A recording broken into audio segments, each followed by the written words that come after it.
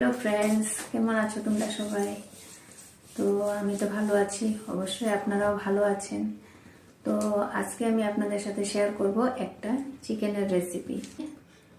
1 kilo poultry মুরগি, এখানে গোটা জিরা, 2টা শুকনো লঙ্কা, 4-5টা গোলমরিচ আর 2-3টা তেজপাতা। এবার আমরা দিয়ে দেব ফোড়নে এই যে গোটা মশলাগুলো। তো মশলাটা হয়ে গেছে, ফোড়ন হয়ে গেছে। তো এখানে আছে আমার ধরেন 400 গ্রাম পেঁয়াজ কুচি।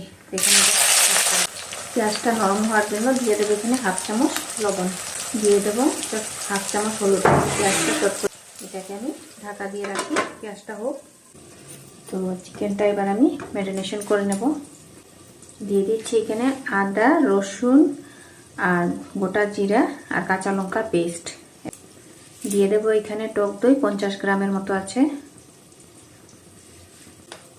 এখানে দিয়ে দেবো 1/2 চামচ লবণ, দিয়ে দেবো 1/2 চামচ হলুদ।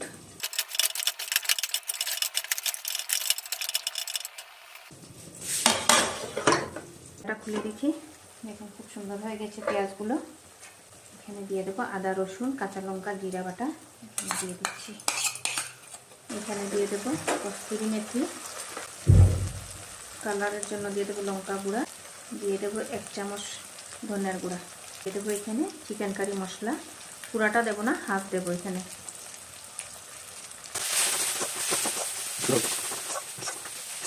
এখানে মিডিয়াম সাইজের 2টা টমেটো আমি পিউরি করে রেখেছি, দিয়ে দিলাম।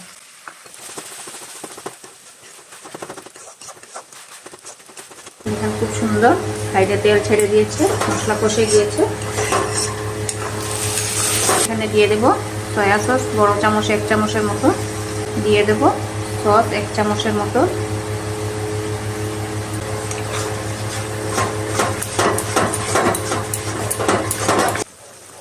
দিয়ে দেবো এখানে 1 চামচ মধু। এই যে চিকেনগুলো এবার এখানে দিয়ে দেবো ম্যারিনেট করে রাখা।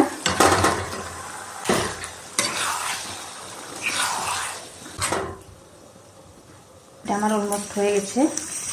তো এইখানে আমি এবার দিয়ে দেবো ফ্রেশ ক্রিম।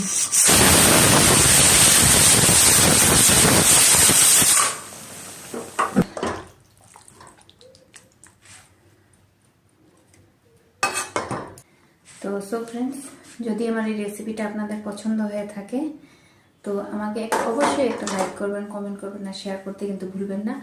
তো দেখা হচ্ছে আপনাদের সাথে নেক্সট ভিডিওতে। টাটা।